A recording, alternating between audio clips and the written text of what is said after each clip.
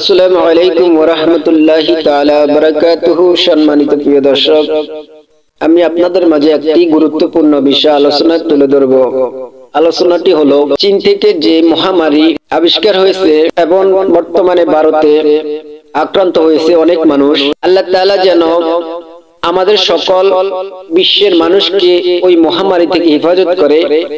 মহামারীটি হলো SMP virus. 2019 সালে যে মহামারী কোভিড-19 করোনা ভাইরাস হয়েছে তার চেয়ে ভয়াবহ, এবং আল্লাহ তাআলা ওই সমস্ত মহামারী থেকে আমাদেরকে হেফাজত করুক। সকলে বলি আমিন। রাসূলুল্লাহ সাল্লাল্লাহু আলাইহি সাল্লাম বলেছেন, যখন বিশ্বে কঠিন মহামারী হবে তখন তোমরা এই আয়াতটুকু বারবার তেলাওয়াত করতে চেষ্টা করবে। এই আয়াতের উসিলায় মৃত্যু ছাড়া আল্লাহ তাআলা আমাদেরকে কঠিন মহামারী থেকে এবং বিপদ আপদ থেকে রক্ষা করবেন।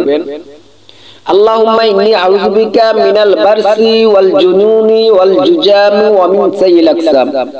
আল্লাহুম্মা আফিনি ফি বাদানি, আল্লাহুম্মা আফিনি ফিস সামঈ, আল্লাহুম্মা আফিনি ফি বাদানি। আল্লাহ তাআলার কাছে আমরা কান্নাকাটি করব, আস্তাগফির করব, তওবা করব।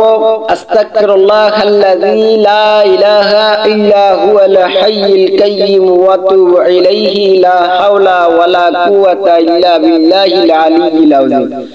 আস্তাগফিরুল্লাহ রাব্বি মিন কুল্লি যামবিন ওয়া আতুবু ইলাইহি লা হাওলা ওয়ালা কুওয়াতা ইল্লা বিল্লাহিল আলিয়্যিল আযীম। আমাদের মাঝে আমরা এখন বর্তমানে অনেক বিপদের সম্মুখীন।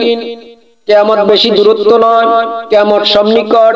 রাসূলুল্লাহ সাল্লাল্লাহু আলাইহি সাল্লাম 1400 বছর আগে উনি বলেছেন কিয়ামতের পূর্বে অনেক ভয়াবহ কঠিন মহামারী হবে, কঠিন বিপদ হবে, অনেক আযাব আসবে।